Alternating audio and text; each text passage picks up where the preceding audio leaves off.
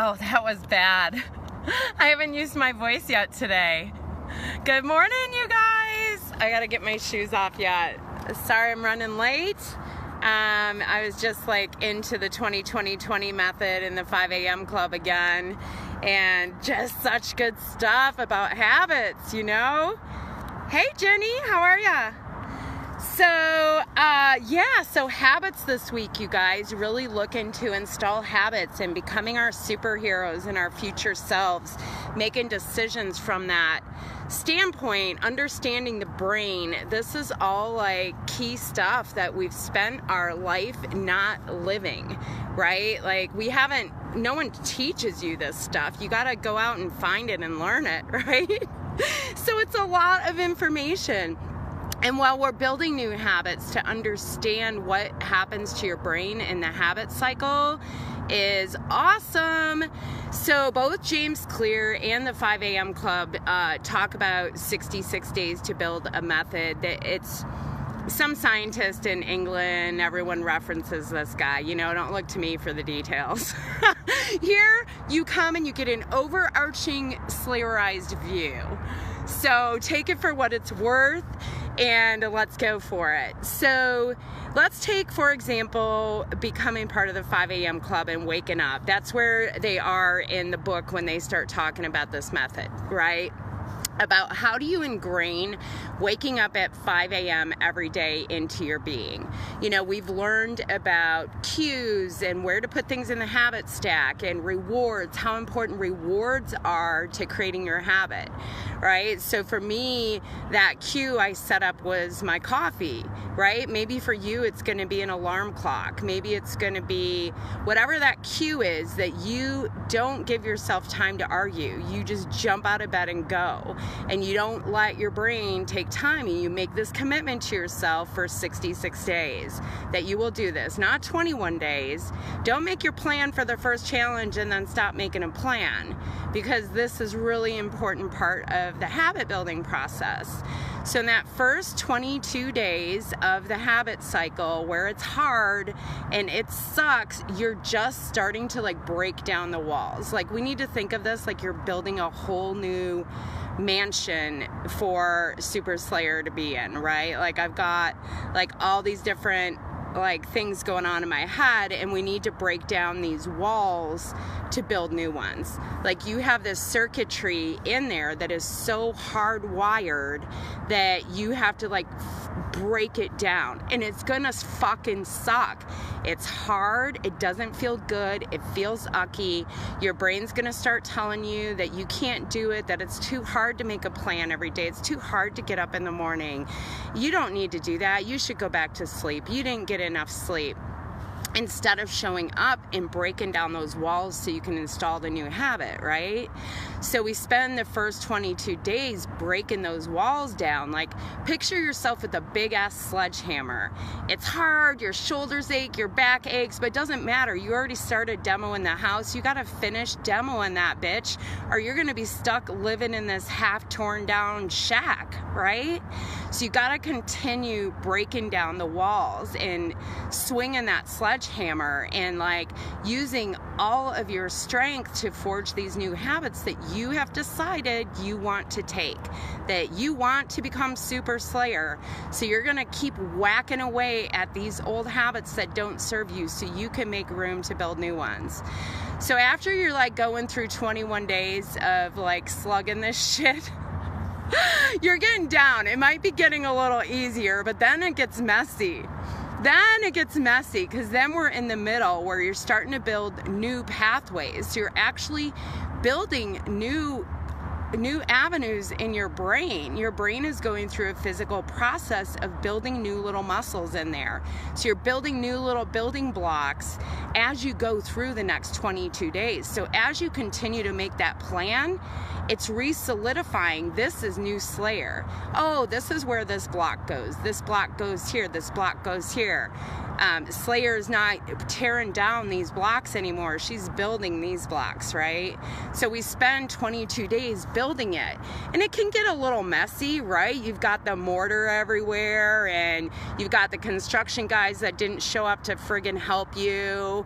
You know, things are just not always going as planned when you reconstruct something, and you need to expect that and just persevere. That's where superheroes are made, right? You look to do hard things. And if you have a choice between doing something that seems easy and doing something that seems hard, do the hard one. That's where your growth is, and that's where your hero is being built, in doing hard things. We don't get better sitting around in apathy doing the same things over and over and over again. So looking at our brains and figuring this shit out, isn't this guy genius? Right? Like, I love the perspective of this, and I slayerized it a little bit, but essentially, right? And he gets into it a little bit more than that, and James Clear will talk about it too. And you just need to know to continue to persevere, getting through that stage where you're building, where you're in the shitty diaper, as Corinne would say, right? So you can get out the other side and get to the last 22 days, which is where the glorious begins to happen. You begin to go on automation. You have more and more of this new building built in there, and it becomes part of you. And this is where you solidify that this is how Slayer shows up. She shows up at 5 a.m. every day, because I have created those new pathways in my brain, like physically created them. Like, our bodies are just such amazing things. You keep building new neural pathways. Like, I loved when they talked about the taxi drivers and how their brains were like so stronger in like some part of the pathway from knowing all the grids of the city in London. And then when they would retire, they would actually recess more because they wouldn't exercise those muscles, that you got to keep working these muscles out. So you got to look at those habits, you guys, and don't stop at the end of this challenge. Stop making your plans. Stop working on these new habits. No, it's going to suck, right? It's going to suck, and you just need to persevere. It's like the 4 phases of weight loss too. Very similar, right? The first phase is shiny and new, and you're excited to try it out and try new things, and you're getting dopamine hits, and you're like, yeah, this is fun. And then you hit phase 2 that's shitty, right? Like, you're just like, it's not clicking anymore. It's no longer new. It's no longer fun and exciting. And you just need to know when you push through and get to phase 3 is going to be a little messy. You're not going to be quite automated yet, like you will when you get to phase 4. But phase 3 is really where you start to see the changes happen, and you're building up amazing new habits. And then you know, like, you're gonna get to phase 4 if you just keep doing these things and showing up to yourself. And regardless, like, every day you show up to do that, you're gonna create these new patterns in your brain, and it's just gonna be part of your identity and who you are. Phase 3 rocks. Yeah, Paula, phase 3 is so much better than phase 2, that's for sure. But yeah, so you guys, 66 days, the 20-20-20 rule, right? And, you know, 20% of it's gonna suck. You know, the middle 20 is going to be messy, and it's going to be glorious at the end. So be sure to commit to your new habit for 66 days, and just know this is part of the process. And also in phase 2, you're building, right? So you're building this new house for yourself, and you're going to get tired. That's part of building new habits. This was really helpful for me to know when I was really forging my morning routine. And it started with the challenges. Like, I think it was in Slay 35, the second challenge, that I was like just exhausted, and I couldn't figure out what was going on. And it was like I was rocking my habit stack that I had programmed, right? Doing the lives in the morning.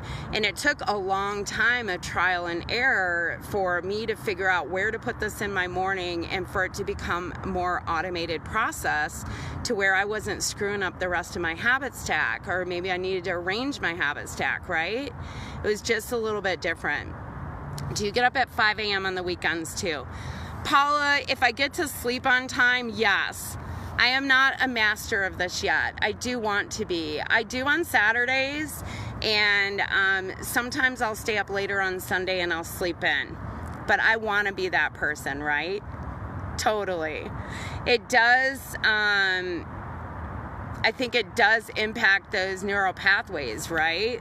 Like if I would do that also on Sunday and whatever, but like I get up, I guess. I just go back to sleep. Because I'm always up, right? Because it's like hardwired now. I'm like, oh, just a little bit more. It's like I cut myself some slack. It's like allowing Neanderthal Addie in. So I want to have that practice installed for life. So I got to level that up. That's a good point. I'm putting that on my plan this weekend. 5 a.m. every day, baby. Hey, hippie, how's it going? Anxious to hear about TM for you. Okay, guys, well, here, I'll leave you with a parting shot of the mountain. Go slay your habits this weekend. Last night we talked about Memorial Day a little bit, and I think my thing is dirty, maybe. Is that better? What you're going to do this weekend, how you're going to show up for the holiday weekend. We've got a long weekend, and thank you and remembrance to all who have served and we've lost, and protecting our freedoms here and my ability to be out here slaying shit, right? So thanks to all of our soldiers and families and lost veterans and all of them. But, to think about that too as we go into the weekend, right? We tend to have like a big party about it. And while it's good to celebrate those and honor those, just like to have those thoughts while we're doing it, I think is really important. And to share with our kids, right? I think like a lot of them don't even know.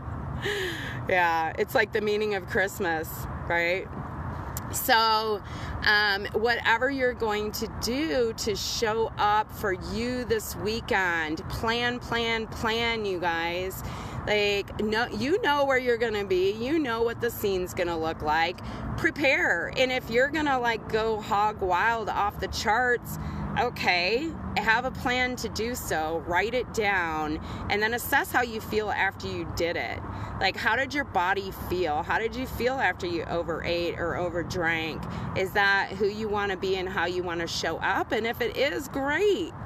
If you felt like shit and it isn't, then we learn for next time. But you need to go in with a plan. And if that plan is to eat 100 hot dogs, put 100 hot dogs on your plan. But assess it. See how you feel. Write about it. Just make a plan, you guys. A plan this weekend is going to be so important. And also, do you want to continue to lose weight? Are you okay staying the same? Or are you okay maybe gaining a little over the holiday? Where do you want to be in your weight loss journey? And what are you okay with? Just know it's your choice, and you are intentionally building that plan for yourself. So don't act like you don't have a choice because it's a holiday, right? You can figure out how to eat on plan and how to anticipate your mind, visualize your mind, visualize yourself at the party with the bonfire and the keg and everyone singing and laughing, and picture yourself sitting there just enjoying everybody. Right? Just being in that environment and being there for people and holding space for them and just loving what you're doing. Good morning, guys. CWP, I was in stage 3 for a while and backslid into phase 2 this week. I didn't know that was possible. I was sitting in my shitty diaper. Yeah, sometimes when you break habits, too, like, can there be regression? Like talking about building the new neural pathways and the taxi drivers not using those muscles, right? And your muscles going into apathy too. Like, my aunt was talking about push-ups and being out of them for 2 weeks. She was like, I'm not going back to starting at 1 or 2 push-ups, right? And she's like, but I am friggin' sore. You know, like the difference of not exercising those muscles, like even taking a small break and allowing yourself a little bit of, you know, just time to F off or whatever, can like have effects on these good habits you're building. And just be conscious of that. And, you know, don't be, come at yourself with love, of course, but also I think it's important to not make excuses. Like, I know why the scale is up. You know, I'm well aware. And what am I going to do to get to future Slayer? And what does that look like? And what different choices can I make to ensure that happens and keep getting better and better? Because that's what we're here to do, right? Good morning, Amber. Laura, I have my plan for the weekend. Lots of salads and fruit. White Claw hard seltzers. Oh, Laura, it sounds delicious. Yes, fruit is like the Memorial Day go-to, right? Like you gotta have some water, get like a watermelon boat. Watermelon blueberries with some Cool Whip. Thank you to my accountability partners for snapping me out of it. Yes, accountability partners are awesome, and they come in all shapes and forms, you guys. Some of you have Marco Polo groups. Some of you have a good friend you talk to. Some of you might have a coach. Some of you, you know, like look for that. Look for that your partner in crime that you can help slay it together. And I think that's part of what's helpful about the Slay Sisters, right? We're all learning and going through certain things at different times, and it's so fun to learn from each other and share knowledge. And nobody knows everything, right? Ever. We're always here to learn, and if you're not learning, then you're not searching or looking big enough, right? Like, it needs to be uncomfortable. It needs to be, you need to step outside your comfort zone and look for the difficult path. That's the way to the superheroes. Like, that's how you get there. If it's hard, make that choice. That's your choice to greater transformation through difficulty. It's just the fact. Made it to the next decade this morning. Wanted to take a picture, but with the weight of my phone, I was back into the other decade. I gotta tell you, my scale is positioned perfectly by the desk, so I don't have to hold the weight of the phone, for sure. God, I don't even know if look, I am doing everything I can to get in Wonderland Sunday, but I'm telling you what, like at this point, so I had 3 off-plan eats this week, and I'm up to like 203 something this morning. And I'm not giving up, make no mistake. Slayer sat down this morning and said, all right, your goal was 197.6. How are we getting there? In lieu of complete fasting, because it's just not how Slayer does shit. Like, I like to have fuel, right? So I'm hitting the pool tonight, and then I'm walking tomorrow. I might hike a little bit tomorrow night, but I also, it's the same every week, right? You guys, I need an epic Slayer poo. I really do. I was like, and I know it's the yogurt like from Slayer Parfait, but I love the friggin' shit. I can't stop. I know. I need to build a new neural pathway around Slayer Parfait. Good morning, Soul Rocker. You're beautiful too, Soul Sister. All right, guys, slay it. Over and out. I gotta head in the office today. I need to get myself in gear so I can put on a cute little outfit for the day. All right, rock on, sisters. Love you.